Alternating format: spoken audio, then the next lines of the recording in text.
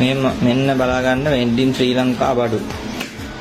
මේ මල්ටිය මම නම් පෙන්නන්නේ නැහැ මල්ටි ඊට පස්සේ තව නඩුවක් ගන්න වෙනවනේ. මෙන්න මල්ටිය මේන් බලන්න මේක අරගෙන සතියයි. මේ බලන්න මේ කාටවල් ඈත් නෑ මේ හයිය නෑ නිකන් මේ පිටින් කෑලි කපලා මේ පතුරු කපලා නවල ගහලා දිනේ මේ නිකන් තනිය අතින් ඈත් වෙනවා බලන්න.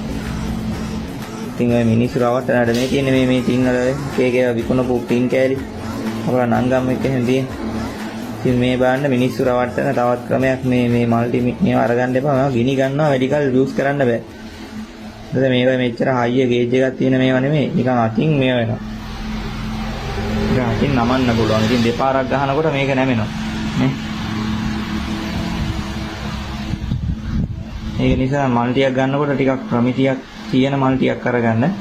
මේක මේ අපි පොඩි වැඩකට ගත්තේ.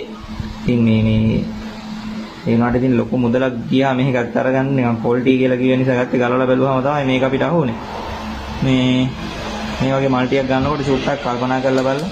හොඳ මේ නමක් බ්‍රෑන්ඩ් එකක් කරන් යන නේම් එකකින් තියෙන එකක් ගන්න. එතකොට ඒ කට්ටිය කොහොමද බ්‍රෑන්ඩ් එක මේ සවුත් වෙනවට කැමති නැති නිසා ජරාව දෙන්නේ නැහැ මිනිස්සුන්ට.